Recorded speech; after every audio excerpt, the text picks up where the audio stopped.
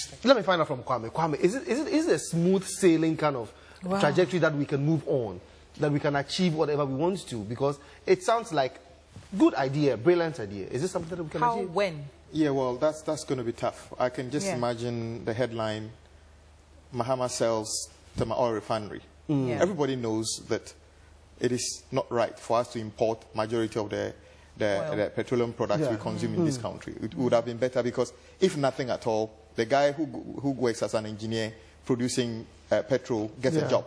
Even if Ghana gets nothing out of it in terms of revenue, it creates employment.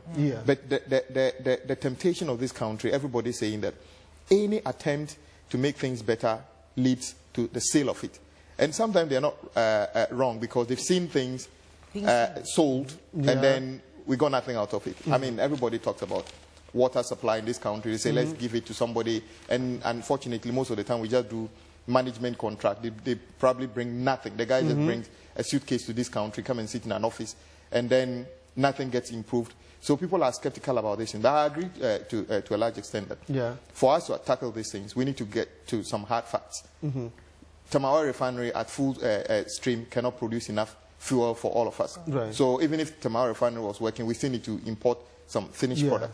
How do we convey this message to the people to understand that it is important for us to get maybe another refinery or make Tema oil refinery bigger? And also that government doesn't have all this money to put in. So it is possible that somebody need to come in and do this. But that doesn't mean that we are selling off our sovereignty as a country.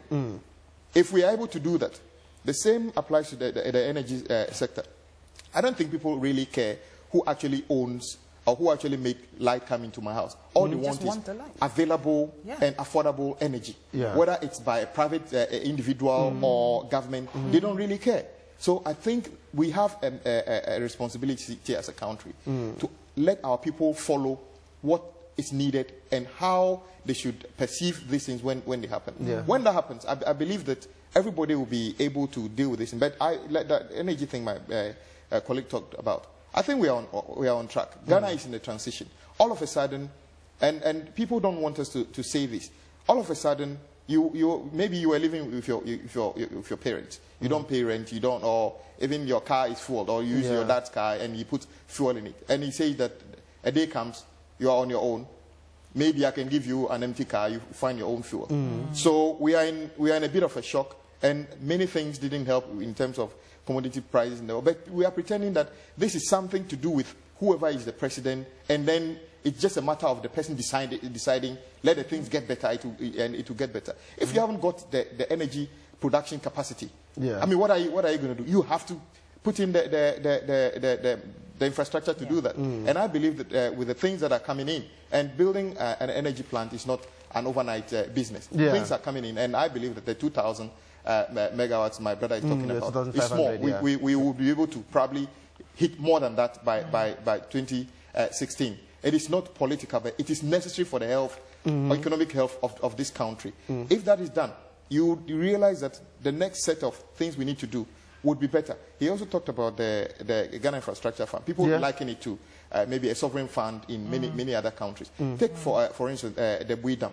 Why should Bui Dam be a debt to government? Because you're going to produce energy. People pay. We don't consume energy free in this country. People pay for it. So that should be something that should be in the Ghana Infrastructure Fund, so that it's even an asset to the country that somebody can say you can even borrow on, because after all, it's there and people can see people paying bills. Why can't we do that for water?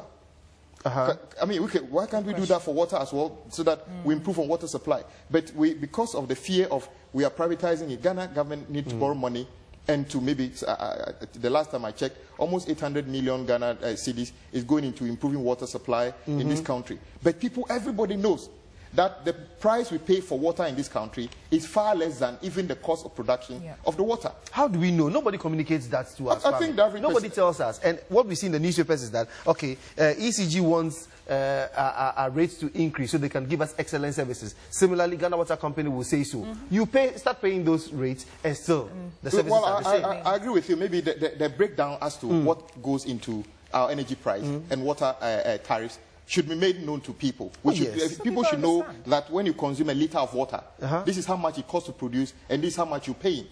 Because you see, until you get to a point where it makes business sense to somebody that you produce water at maybe 1 cedi per a gallon, and then you, maybe the person can make a margin. No, the government is going to be forced to be putting up front some of these expenses, which in turn put pressure on the government. That is why maybe that school, which you can't ask people to pay a full cost of education. There's a question I want to ask. This is an open question, and Kofi, I'm sure you'd have encountered these things. I've been hearing of these things, but then I had a practical example on Wednesday.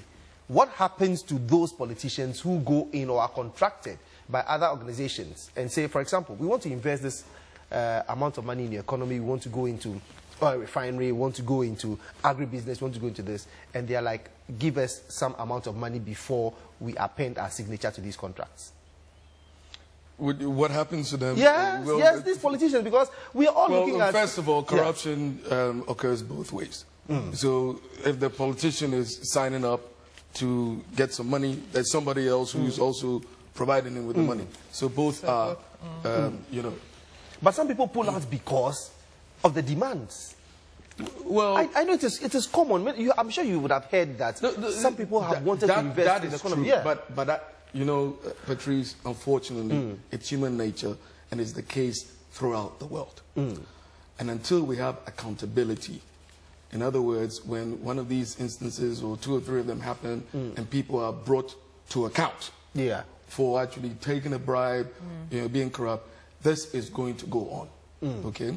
So it's a challenge of development, it's a challenge of, you know, running the country and of building the great society. Right. Let me touch on a couple of other things. Right. I think it's important. The other reason why I say it's important that Ghana goes to the IMF is that any capital or financing money that we'll get from the IMF will likely be, not likely, it will be at lower interest rates than what we will get on the Eurobond. Okay.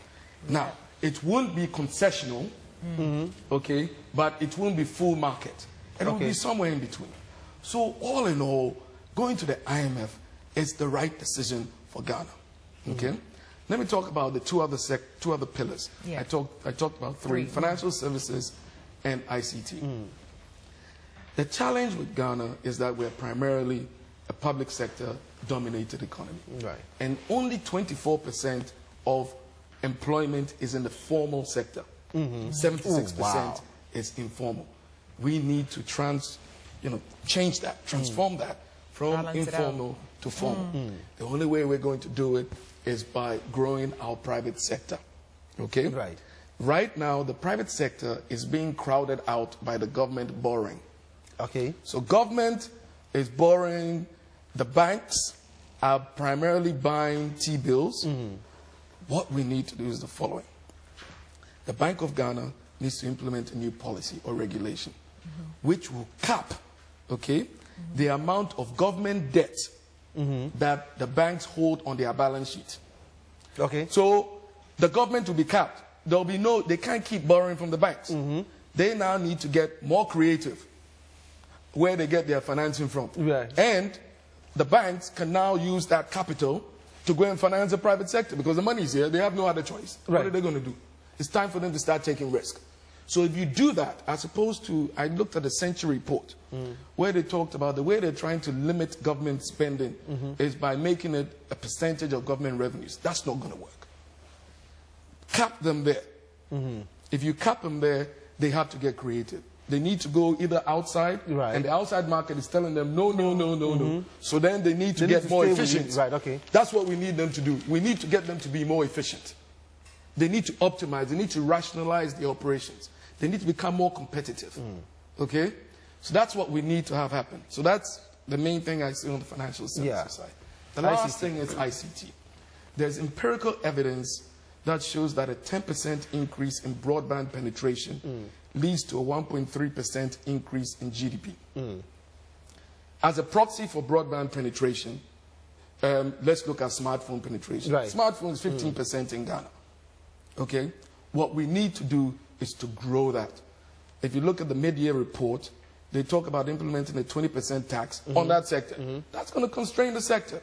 So you need to grow smartphone penetration, but more importantly, you need to create the enabling environment for operators to invest in their networks. Right. So we can get 4G, LTE across all the networks so that people can send video and data and there shouldn't be any problems. Right now, quality of service is a primary issue.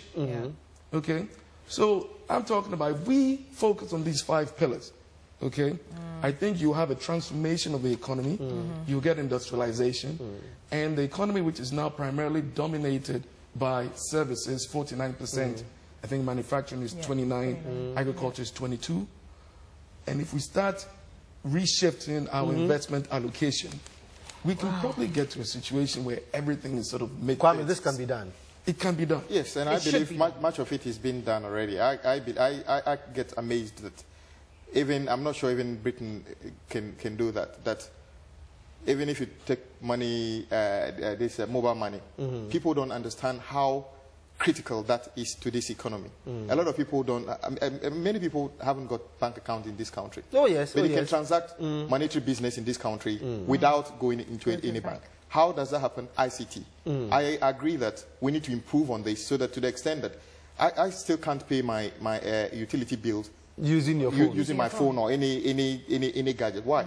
I mean, you get to a situation where maybe you've not been at home for some time, then you get your water bill, and you physically have to go somewhere. And the annoying thing is they tell you to go to a bank, whose name I'll not mention. You go and pay, and it takes 2 weeks for that money to hit the account of the water company. So you are still in debt until that money hits it.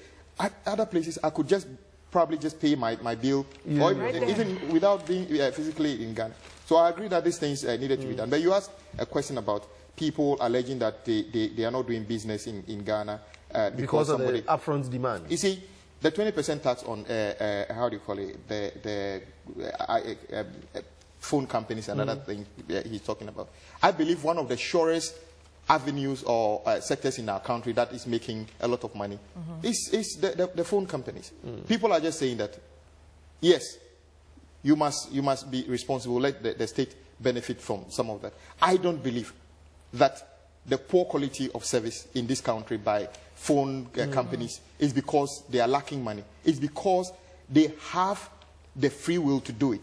I don't believe Vodafone could provide the kind of service they are providing in this country in London. Nobody, they'll be sanctioned. But they do it because nobody is getting on their neck to tell them that the system is not working. Exactly. They're taking the money, and probably my investigation shows that infrastructure that they are decommissioning somewhere is what they are bringing here. They are not bringing the cutting edge. They are not investing the money as much as they should be investing. But when you talk about that corruption thing, like you said, you cannot have corruption, with one hand. Somebody must give or somebody must take. But this idea that we are most corrupt than other countries, we have to look at it. I read stories about BAE systems, paying, taking bribe from the Saudis by selling them jets and other things. And the country just says that there's nothing that can be done. Exactly. So I'm not saying corruption doesn't exist, but I'm saying that anybody who is saying that he stopped investing in this country because of corruption, I think we need to get better. Thank you so much, Kwame, for coming. Thank you, gentlemen. Thank you so much, Kofi, for coming on the show. We appreciate, we appreciate mesmerizing. You know, on one hand, you want to be hopeful. On another, the truth hurts. On another, you want to kind of look at the long-term solutions. And in another situation, you ask yourself, I'm in such a bad state that I can't wait that long. So the government should quickly do something. It's just so many angles to this. But we're happy that at least our two specialists came into the studio to clarify, classify, qualify, quantify certain things. And we're off for the news. Newsify. So we are going to newsify right now. We'll be right back after the news. We'll be right back. Absolutely excited.